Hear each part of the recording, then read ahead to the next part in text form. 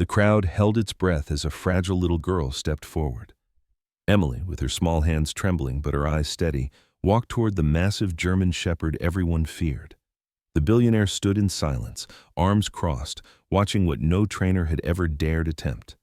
And in that stillness, between fear and hope, a story began. Not just about a dog, but about the hidden strength of a child who had already lost so much. Before we continue, tell me, where are you watching from right now, and how does this moment make you feel? Do not forget to subscribe for more stories of compassion, courage, and second chances. Wishing you a good day filled with kindness and light. The winter sun was sinking low over the quiet town of Bozeman, Montana. Its pale light stretched thin across rooftops and bare trees, casting long shadows that seemed to whisper of stories left unfinished. Inside a modest two-story house on the edge of town, warmth radiated from a crackling fireplace, yet silence hung heavy in the living room. Jack Carter, a 42-year-old veteran with a tall frame and a soldier's bearing, sat motionless in his armchair, eyes fixed on the glowing embers as though searching for answers buried deep within the flames. His short, dark brown hair was streaked with early gray, a quiet testimony to years of battles fought and sacrifices made. But the deepest lines on his face came not from war, but from grief. On the couch nearby sat Emily, his 5-year-old daughter, small and pale against the soft cushions. Her once bright golden hair, usually tied up in playful ribbons, now hung loose and tangled over her shoulders. She held a stuffed bear in her lap, not playing with it, only gripping it tightly as if it were a lifeline. Since the day Rex had not returned, the sparkle in her blue eyes had dimmed, and her laughter, once so quick and free, had been replaced by silence. She had stopped speaking at school, avoided the playground, and when other children tried to draw her into their games, she only shook her head, turning back into herself. Rex had been more than a dog. He had been family. A 6-year-old German shepherd, strong, alert, with a black back and tan chest, Rex was Jack's canine partner, trained to serve and protect, but he was also Emily's guardian. When Jack brought him home after service, Emily had clung to the dog as if she had known him her whole life, sneaking him cookies, curling up against his warm fur during thunderstorms. It was Rex who had taught her courage, Rex who had made the empty spaces of the Carter home feel full. His sacrifice during a rescue mission, charging into smoke and fire to lead a trapped child out, had been hailed as heroic. But for Jack and Emily, it was not medals or headlines they remembered. It was the unbearable stillness of his absence. Jack had tried to shield Emily from the harshest details, telling her Rex had gone to a better place. But children sense truth in ways adults cannot disguise. She had seen the way her father came home with soot on his jacket, his hands trembling despite his calm words. She had heard his muffled sobs late at night when he thought she was asleep, and so she had retreated into silence, carrying a wound that words could not close. Jack, though strong and disciplined, felt helpless before his daughter's quiet grief, and it frightened him more than any battlefield he had ever known. The neighborhood had noticed the change too. Friends who once saw Emily skipping down sidewalks now saw her walking behind her father with lowered head, holding his hand not out of cheer but out of fear of letting go. Teachers at school sent home notes, expressing concern that she no longer participated in class, that she often sat staring out the window as if waiting for someone who would never return. Jack read the notes, folded them carefully, and kept them in a drawer by his bed, promising himself he would find a way to bring back her smile. Yet weeks had turned into months, and hope felt further away with each passing day. Then came the news. It started as a whisper on the radio, then appeared in the headlines of national papers. Richard Sterling, a reclusive billionaire known for his empire in technology, had announced a strange challenge. He owned a German shepherd named Max, notorious for his violence. The dog had attacked handlers, injured trainers, and grown so feared that no one dared approach him. Sterling, stubborn and unyielding, refused to put Max down, offering instead a staggering sum $1 million to anyone who could transform the beast into a gentle companion again. Neighbors gossiped, strangers debated, and news anchors called it the $1 million miracle no one could ever claim. But for Jack, the story landed differently. It was not the money that caught his attention. It was the image of another German shepherd, lost in anger and fear, waiting for someone brave enough to try. Jack thought of Emily's silence, of her hands clinging to Rex's old collar that he kept on her nightstand. He wondered if facing Max could be a bridge, a way for his daughter to release her sorrow not by forgetting Rex, but by helping another dog find trust again. Emily overheard the story too. One evening, as Jack turned off the television, she looked up at him with wide eyes. She didn't speak, but the question lingered there, unspoken yet powerful. "Could we try?" Jack knelt down, brushing her hair gently behind her ear, and for the first time in months, he saw a flicker of light return to her gaze. It was faint, fragile, but it was hope. He did not promise her success, he could not, but he promised they would go. Richard Sterling himself remained an enigma. At 65, tall with a frame that still carried authority, his silver hair was always combed back with meticulous care. He lived alone on a sprawling estate surrounded by hills, a fortress of wealth and solitude. Rarely seen in public, Sterling was rumored to have lost his family decades earlier, and those who had worked close to him whispered that dogs were his only companions. To the world, he was eccentric, maybe even cruel for keeping a dangerous animal alive. To Jack, however, he was a man who, like himself, carried wounds invisible to most. And in that realization, Jack felt a strange kinship, a sense that fate was drawing their lives together. That night, after Emily had gone to bed, Jack sat once more before the fireplace. He held Rex's old leash in his hands, the leather worn smooth from years of use. He thought of the risks, of bringing Emily near a dog known for violence, of facing a billionaire's challenge that many had already mocked as impossible. Yet he also thought of the silence in his home, the quiet ache in his daughter's heart, and he knew he could not turn away. He whispered Rex's name softly, as if asking for guidance, and in the quiet crackle of the fire, he felt something answer not in words, but in the stirring of his own resolve. Jack decided they would go. Not for money, not for recognition, but for Emily. If there was even a chance that standing before Max could help her heal, then he would face it, soldier to soldier, father to daughter, man to fate. And as the embers dimmed and the house sank into silence, he allowed himself to believe that perhaps this challenge was not about taming a beast at all, but about reclaiming the light of a child who had forgotten how to smile. Morning came with a frost that clung stubbornly to the window panes, painting the world in delicate patterns of white, as if nature itself wished to remind Jack of the cold resolve ahead. He rose early, moving quietly so as not to disturb Emily, yet she was already awake, sitting on her bed with Rex's collar held in her hands. When he told her it was time, she nodded without a word, slipping into her warm coat and boots. Jack loaded the old Chevy pickup, the one still carrying faint scratches from Rex's paws, and together father and daughter set out onto the long road that led toward Sterling's estate in the distant hills. The highways stretched endless under a pale winter sky, each mile marker counting down toward a future neither of them could predict. Jack's hands gripped the steering wheel firmly, his jaw tight, but his eyes softened each time he glanced at Emily sitting beside him. She stared out the window, watching snowy fields roll by, clutching the stuffed bear she always carried. She did not speak, but there was a quiet determination in her posture, as though she understood this journey was not about adventure, but about something heavier, something that carried the weight of healing. By midday, the truck slowed as they approached a cluster of small houses at the edge of town. Jack pulled into a familiar driveway, one lined with withered rose bushes and a mailbox dented from years of Montana storms. The house belonged to Helen Thompson, an old neighbor, a woman in her early 60s whose kindness had been a steady presence in Jack's life. Helen was a widow, her husband lost decades earlier, and her only son had been taken by war, leaving her with a resilience carved from sorrow. Helen stepped out onto her porch as the truck rumbled to a stop.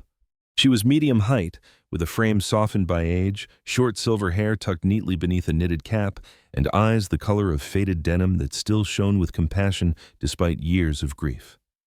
She wore a heavy wool sweater over a long skirt, her hands wrapped around a steaming mug of tea. When she saw Emily, her expression shifted to one of deep tenderness, for she understood the silent burden the child carried. She descended the steps slowly, as though not to startle a fragile bird, and knelt beside Emily, brushing a strand of golden hair from her face. Jack explained quietly why they were traveling, and Helen listened without interruption, her gaze fixed on the child. She disappeared into the house for a moment and returned holding a folded piece of fabric. It was a scarf, hand-knitted, deep navy in color, worn but carefully kept. Her voice trembled slightly as she spoke. "This belonged to my son. He carried it with him through the harshest winters overseas. He told me once that it calmed him when the nights grew too dark." She placed it gently into Emily's hands, and the girl clutched it tightly, pressing it against her chest as though drawing strength from the warmth of another soul who had endured loss. Emily did not speak, but her eyes lifted briefly to Helen's, a silent thank you conveyed through the soft glimmer of connection. Helen, her own eyes damp with unshed tears, smiled faintly and kissed the child's forehead. "Keep it close, sweetheart," she whispered. "It helped him through his darkest hours. Maybe it can help you too." Jack felt his throat tighten as he watched, realizing how grief, though crushing, could weave threads of understanding between those who carried it. The road stretched onward once more, winding away from the small houses and into open country. Snow drifted across fields of dry grass, cattle huddled near fences, and distant hills rose like silent guardians of the land. Jack kept his focus on the road, but in his peripheral vision, he noticed Emily wrapping the scarf around her neck, holding it close with small hands. For the first time in many months, he saw her lean back against the seat and close her eyes, not in despair, but in something closer to peace. As the hours passed, the scenery changed, the flat plains giving way to narrow roads carved between tall pines. The air grew sharper, colder, and Jack could feel the weight of Sterling's estate drawing nearer with each turn. His mind wandered to what awaited them there, a fortress of iron gates, guards, and a dog whose reputation had become legend. Yet alongside his apprehension was the faintest stir of hope, born from the sight of Emily resting calmly with Helen's scarf around her shoulders. Perhaps this journey was already healing in its own quiet way. By late afternoon, clouds had gathered low, heavy with the promise of snow. The truck's headlights cut through the gloom as Jack steered carefully along the icy road. Emily stirred awake, rubbing her eyes, and looked at her father. She did not speak, but the way her small hand slid into his said enough. Jack gave her a firm squeeze, a silent promise that whatever lay ahead, they would face it together. The road narrowed further, until, at last, a high fence appeared in the distance, its iron bars stark against the pale horizon. They pulled to a stop just short of the gate, its towering wooden posts flanked by cameras that watched with unblinking eyes. Beyond lay the vast sprawl of Sterling's estate, hidden among the snowy hills. Jack turned off the engine, the silence of the land pressing in, broken only by the faint whistle of wind across the fields.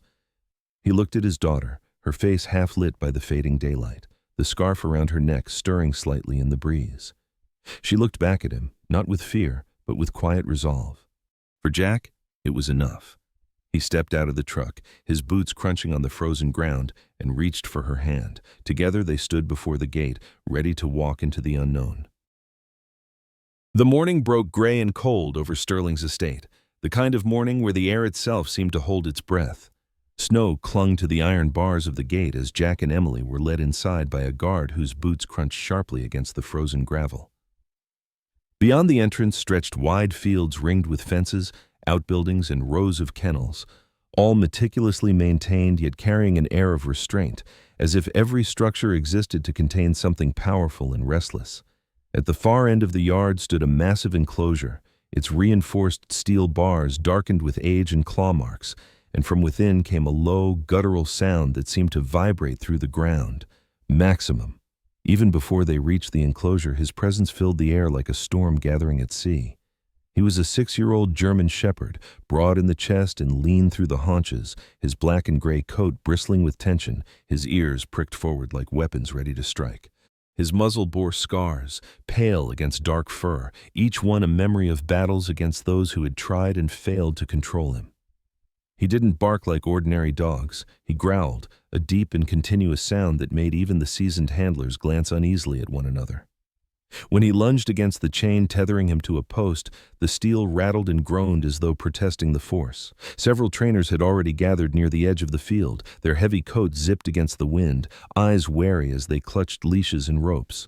One, a tall man with a cropped beard, attempted to approach, speaking sharp commands, but Max exploded forward, teeth bared, eyes blazing with fury.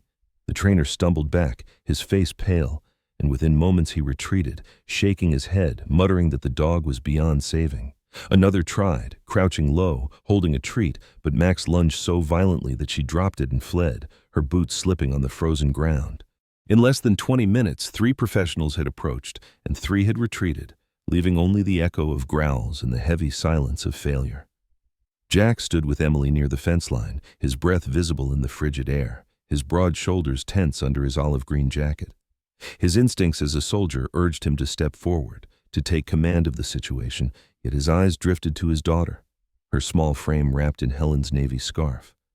He remembered the promise he had made to himself to let Emily face this moment, not because he believed she was stronger than the trainers, but because he believed she carried something they did not. Quiet resolve, a child's unfiltered truth, the ability to see beyond fear. He clenched his fists, forcing himself to stay back, trusting her even when every protective instinct screamed against it. Emily took a step forward. Her boots sank slightly into the frosted grass, but she did not falter. The handlers murmured nervously, one reaching out to stop her, but Jack raised his hand, his voice steady. "Let her try." There was disbelief, even anger in their eyes, yet none could move as the small girl approached the boundary of Max's tether. She did not run. She did not shout. She simply walked until she was within the radius of his rage. Max lunged again, the chain snapping taut, his teeth flashing inches from her face, but Emily did not retreat. She lowered herself slowly to the ground, kneeling in the damp earth, her hands folded in her lap, the scarf draped across her shoulders like a shield made of memory.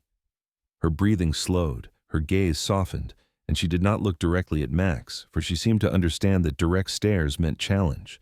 Instead, she looked slightly past him, giving him the choice to study her without feeling trapped. The growl reverberated around her, hot breath visible in the cold air as he paced in circles, testing the chain, testing her courage. Still, she did not move.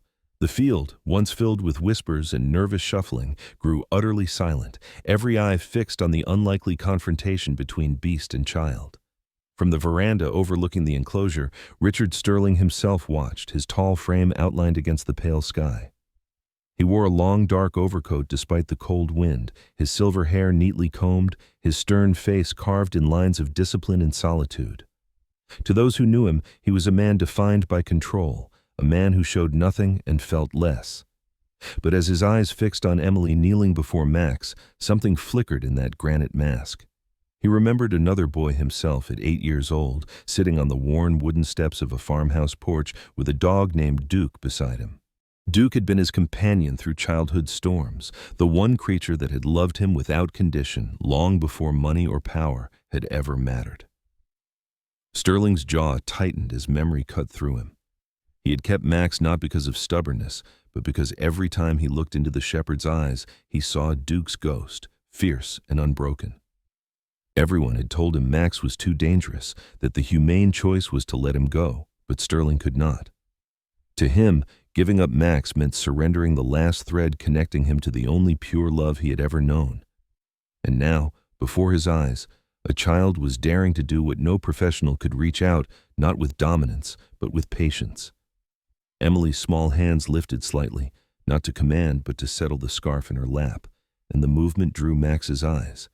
He snarled, a guttural warning, yet he did not lunge. His paws dug into the earth, his chest heaving, but he paused, studying her with a suspicion edged by curiosity. The handlers exchanged uneasy glances, some whispering that it was too dangerous, that the girl should be pulled back immediately, but Sterling raised a hand, silencing them.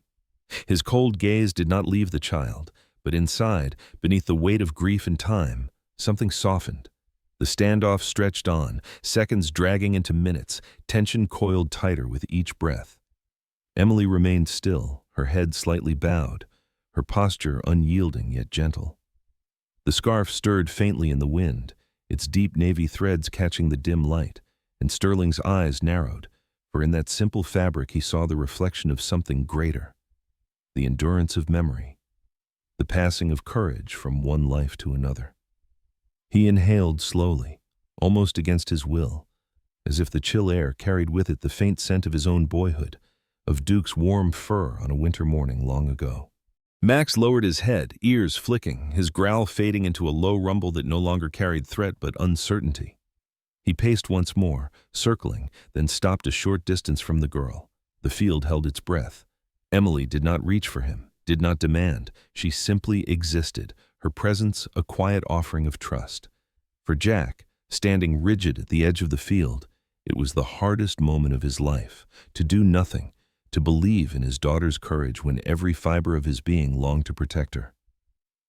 For Sterling, it was something else entirely, a reminder that love, once given, never truly dies, but waits patiently to be called again. The wind cut sharp across the open field, carrying with it the faint rattle of chains and the heavy breathing of a creature born for battle. Max stood taut at the end of his tether, muscles quivering beneath his dark coat, eyes locked on the small figure kneeling before him. For a heartbeat, the world seemed to hold still, every trainer, guard, and handler frozen in place, waiting to see if courage or madness had brought the child to this point. Then, with the ferocity of a storm breaking loose, Max lunged forward, the chains snapping hard, his snarl ripping through the air like thunder. Emily did not run. The sound of the beast's fury was deafening, the spray of spit from his jaws catching the cold light, but she remained on her knees, her small shoulders squared, her breath quick yet steady. In her hands she held Helen's navy scarf, the fabric trembling slightly as her fingers loosened. She leaned forward, placing it carefully on the frozen ground, the motion deliberate, gentle, as though offering not cloth but a piece of herself. Her lips parted, and though her voice trembled, the words that slipped free carried both fragility and defiance. "It's okay. You don't have to be afraid." Max halted mid-charge, the chain groaning as it absorbed his weight, and for the first time in what felt like eternity, the growl faltered. He backed a step, ears twitching, his body still coiled but his eyes fixed on the scarf lying limp against the earth. The scent reached him, something unfamiliar yet softened by human warmth, carrying traces of wool and memory. He circled, pacing tightly, hackles raised but no longer lunging. Dust rose around his paws, snowflakes settling on his back as he lowered his muzzle toward the scarf, hesitant yet drawn by some instinct older than rage. The field remained silent, broken only by the steady beat of the animal's breath. Emily watched him with eyes wide but unblinking, her small chest rising and falling, her hands resting now in her lap. She did not reach out. She did not command. She simply gave him space. Max sniffed the fabric, pulled back sharply as if caught between suspicion and need, then leaned in once more, this time slower. His nostrils flared, his tail gave the faintest twitch, and gradually, almost reluctantly, his massive frame lowered until he crouched, nose pressed against the scarf, ears half flattened in uneasy submission. Jack stood at the edge of the yard, his heart pounding like a war drum. He had faced firefights, explosions, and the chaos of combat, but nothing had left him so powerless as watching his daughter face the jaws of a dog no man had tamed. His fists clenched at his sides, his throat dry, and then without warning, memory surged. He saw Rex bounding toward Emily on a summer day, her laughter ringing through the air as she clutched at his thick fur, the loyalty in the shepherd's amber eyes as he stood between her and danger. In that instant, Jack swore he could feel Rex's presence again, invisible yet undeniable, as though the old K9 was still watching, still guarding the little girl he had loved. Emily remained motionless, though her lips moved once more, whispering words only Max could hear. "I'm not here to hurt you. You don't have to fight me." Her voice cracked but didn't break, each syllable carrying more weight than her small frame should have been able to bear. Max huffed, a sound less like a growl and more like uncertainty, and then he lowered himself fully, his chest touching the earth, his gaze flicking from scarf to girl and back again. He seemed confused, as though struggling to remember a time when gentleness had been possible, when trust had not been a threat. From the veranda above, Richard Sterling gripped the railing with white knuckles. His usual mask of control had slipped, his silver brows furrowed, his lips pressed tight as emotion warred against the cold discipline of a lifetime. He saw Duke in that moment. Not Max, not a dangerous animal, but Duke, the dog who had followed him through the lonely fields of his boyhood, who had curled at his feet during nights when the world seemed too cruel. His chest constricted, eyes burning, because for the first time in decades, he allowed himself to feel not just the loss, but the love that had preceded it. Sterling's breath caught as Max, the dog everyone had called irredeemable, inched forward, paws heavy against the dirt. He did not snarl, he did not fight. He simply moved toward Emily, each step hesitant but deliberate, until his massive body lowered beside her. The child did not flinch when his flank brushed against her knee. Instead, she reached one trembling hand to rest lightly on his back. Max stiffened, then released a long sigh, head dipping, eyes closing as though surrendering to a peace he had forgotten existed. The crowd gasped, guards exchanging stunned glances, handlers lowering their radios, unsure if they should intervene or kneel in awe. Jack's knees nearly buckled, the relief crashing into him like a wave, though he dared not break the fragile stillness with movement or sound. Emily sat with Max pressed close against her side, her hand buried in his thick fur, her own breathing slowing until it matched the rhythm of the animal beside her. For the first time since Rex's death, she felt protected again, not by memory alone, but by something alive, something new. Sterling's eyes glistened, though no words escaped his lips. He had built his fortune on logic, on calculation, on controlling outcomes, yet here was proof that some things could not be forced, only received. His voice shook as he whispered too softly for anyone but himself. Not broken, just waiting. For in that quiet moment, watching the wild beast find rest at the side of a grieving child, he understood what none of his wealth had ever taught him, that healing does not come from power or fear, but from patience, from love, from the willingness to simply stay. The winter sun had begun to climb higher in the pale Montana sky, melting the frost along the fence posts of Sterling's vast estate. In the center of the yard, silence lingered long after Max had lowered himself beside Emily, a silence so deep it felt sacred. The handlers stood frozen, guards exchanged uncertain glances, and Jack felt his knees weaken with relief, though his gaze never left his daughter. At last, Richard Sterling stepped down from the veranda, his polished shoes crunching over gravel, his silver hair catching the thin light. His expression remained firm, but his eyes betrayed something unguarded astonishment, tenderness, perhaps even gratitude. Sterling stopped a few feet from Emily and the dog, his voice low but steady. "You did it," he said, words carrying more weight than any official declaration. The crowd held its breath as he continued. "No one else has ever come close." He looked from the girl to her father, then added, "The $1 million is yours, as promised." His tone was final, as though nothing more needed to be said. Yet Emily, her small hand still resting on Max's thick fur, shook her head. Her voice, though soft, carried with it the certainty of a soul who had known loss and chosen compassion. "I don't want the money," she whispered. "I just want him to have a place where he isn't alone anymore."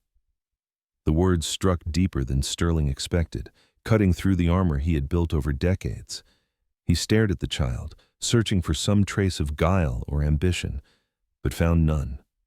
Only sincerity, raw and unshakable. Jack stepped forward, his voice calm but firm, echoing his daughter's choice. "We didn't come for your prize. We came because she needed this, and maybe he did too." The veteran's gaze met the billionaire's, a silent exchange between men scarred by different battles but bound by the same truth. Love cannot be bought, only given. Sterling hesitated, his jaw tightening, torn between pride and the unexpected crack in his solitude. At last he exhaled, the sound almost like surrender. "Then Max will not be alone," he said, his voice softer now. He glanced at the shepherd, who leaned against Emily as if the decision had already been made. "He will spend his days with you, with your family. And at night, he will return here. Not as a prisoner, but as mine still, in some way. A life shared, not lost." The compromise was both unexpected and profound, a bridge between two worlds. The following weeks passed with quiet transformation. Emily awoke each morning with new purpose, Max bounding at her side as though he had always belonged. Jack would watch them in the yard, the child's laughter ringing once more in the crisp air, a sound he feared he would never hear again. For Emily, every moment with Max was not a replacement for Rex, but a continuation of the love she had thought was gone forever. For Max, the scarred shepherd, every touch of her small hand reminded him that he was not condemned to rage, that trust was still possible. Sterling kept his part as well. Each evening, when the sun dipped low behind the hills, Max returned to the estate, no longer chained in solitude but greeted with a firm pat on the shoulder and a steady presence. The billionaire found himself walking the fields again, the dog at his side, as if Duke's spirit had returned through the bond between beast and child. At times, he would pause by the veranda, watching Jack and Emily's truck disappear down the road, and feel a warmth in his chest that wealth had never bought a belonging that had been denied to him for too long. One snowy afternoon, Helen arrived at Jack's house, her steps slow but her smile radiant beneath her woolen scarf. She carried a basket of fresh bread, her cheeks flushed from the cold, and her eyes widened as she saw Emily racing across the yard with Max at her heels. The shepherd's tail wagged freely, his paws scattering powdery snow, and Emily's face glowed with joy. Helen's hand pressed to her heart as she whispered, "Oh, Jack, she's herself again." The veteran's throat tightened, his eyes moist as he watched his daughter laugh, the sound echoing like music. Emily bounded over, cheeks pink, scarf fluttering in the wind, Max panting happily at her side. "He's not scary anymore," she said, her voice bright with certainty. Helen crouched to stroke the dog's head, her touch gentle, her eyes shining with tears. "No, sweetheart," she murmured.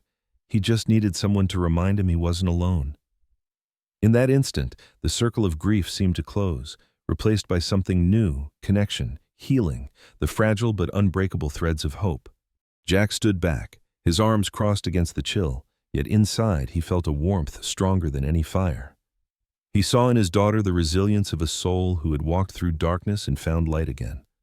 He saw in Max the redemption of a creature once deemed lost, and he saw in Sterling, distant but no longer unreachable, the thawing of a heart long buried under years of silence. For the first time since Rex's sacrifice, Jack felt whole.